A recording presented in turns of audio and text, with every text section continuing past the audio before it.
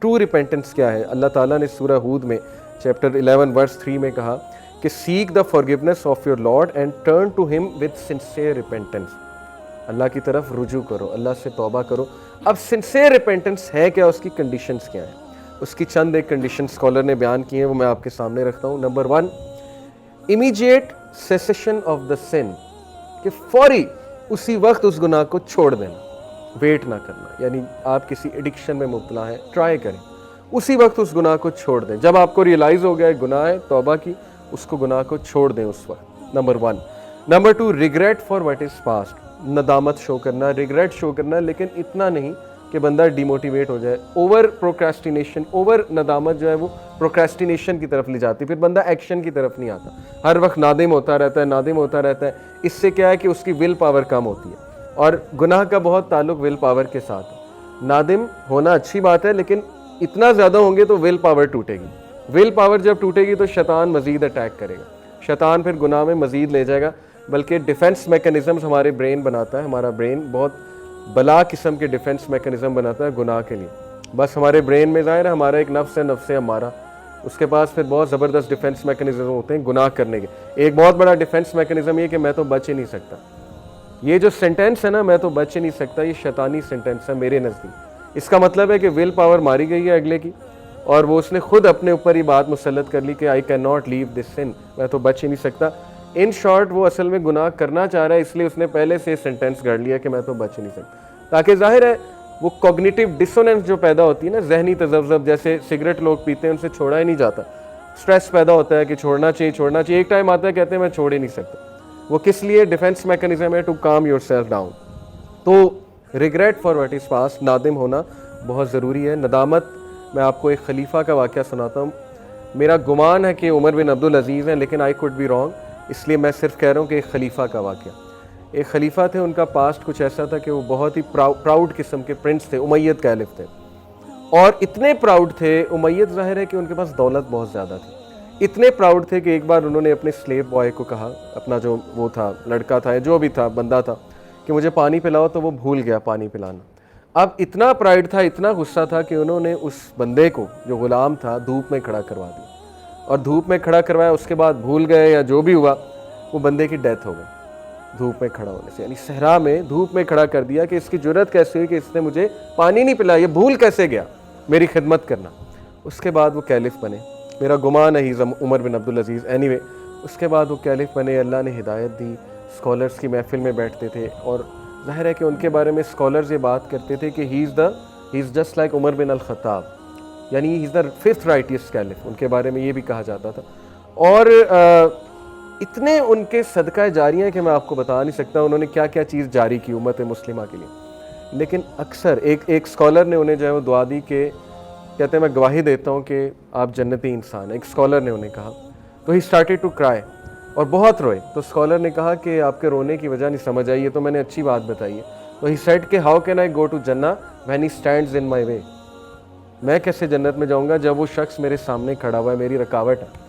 यानी नादिम होना, नदामत है। हालांकि आई एम श्योर अल्लाह ताला ने उन्हें फॉरगिव कर दिया होगा, क्योंकि ही एक्नॉलेज्ड हिज सिन, लेकिन नदामत एंड तक रही कि नहीं, मुझसे बहुत बड़ी ज़्यादती हुई थी, मैंने बहुत जो है वो गलत काम किया था। सो नदामत होना ये अच्छी बात है, ये हमें हम्बल करता है। अगर इंसान गुनाह ना करता तो मुतकब्बिर बन जाता, ये बात याद रखें। लेकिन इसका मतलब नहीं हम गुनाह अब करें, गुनाह हो जाते हैं, और गुनाह जब होते हैं तो फिर इंसान के लिए एक लेसन होता है, नदामत होती है कि कैसी आकड़ है, तुम तो गुनाहगार इंसान हो, ठीक है, तो इसलिए नदामत। तीसरी जो कंडीशन है, determination not to return to the sin, पक्की डिटर्मिनेशन आप में होनी चाहिए कि अब मैंने वापस नहीं जाना गुनाह की तरफ। ये सबसे मुश्किल स्टेप है। लोग पहली दो कर लेते हैं, तौबा भी कर लेते हैं, उसके बाद रिग्रेट भी करते हैं, नदामत भी करते हैं, लेकिन बैक ऑफ द माइंड उनके माइंड में होता है कि ये तो मैं दोबारा करूँ क्योंकि मेरे से तो ये छोड़ा ही नहीं जा रहा, मैं तो फिसलूँ ही फिसलूँ, ठीक है ना, पहले ही डिफेंस मैकेनिज्म बना लिया। तो ये ट्रू रिपेंटेंस नहीं है। लेकिन having said it, Sheikh Saleh al Munajjid का आपको फतवा बताता हूँ। उनसे किसी ने पूछा कि ट्रू रिपेंटेंस की कंडीशन है कि दोबारा उस गुनाह की तरफ मत जाओ, उन्होंने कहा ये ऐसे ही है। तो उसने कहा कि लेकिन मैं तो बार बार जाता हूँ। तो उन्होंने इसका बड़ा अच्छा जवाब दिया कि अगर तो वाकई आपने ट्रू रिपेंटेंस की थी और आपका पक्का इरादा था कि मैं नहीं जाऊँगा, अल्लाह तो नियत जानता है ना, आपका पक्का इरादा था मैं नहीं जाऊँगा, तो वो वाला गुनाह एलिमिनेट हो गया। उसके बाद जब वो सेम गुनाह आपने किया तो वो न्यू सिन काउंट होगा। समझ रहे हैं बात? یعنی وہ نیو سن ہے. اب اس کی دوبارہ ویسے سے آپ ریپینٹ کریں گے. لیکن اگر بائی پلان ہے کہ نہیں میں کرتا رہوں گا, توبہ بھی کرتا رہوں گا, مذاق بنا لیا اگر رولز کو, کچھ رولز کو ہم مذاق بنا لیتے ہیں نا, ہمیں ایک چھوٹ مل گئی, لا سمجھ آ گیا, تو انسان بہت چلاک ہے, اس کے بعد اس کو مس یوز کرتا ہے. تو اگر تو مس یوز کریں گے لاس کو تو پھر زیادہ گناہ کے مرتکب ہوں. تو اس لیے یہ بہت امپورٹنٹ سٹیپ ہے. ڈٹرمینیشن پہ لوگ فیل ہوتے ہیں. کیوں فیل ہوتے ہیں؟ وہ پلان نہیں بناتے ہیں, ول پاور نہیں ہے, ڈٹرمنڈ نہیں ہے to leave the sun. Determination کیسے آتی ہے؟ لکھ کے, پلان بنا کے, کسی کو بتا کے, وعدہ کر کے, کسی کو شامل کر کے, پورا انالیسس کر کے. دس از ڈٹرمینیشن. یہ تو کوئی ڈٹرمینیشن نہیں کہ پلان ہی کوئی نہیں بنایا. تو ڈٹرمنڈ لوگ جو ہوتے ہیں ان کے ایکشنز بہت زیادہ ہوتے ہیں, یاد رکھیں.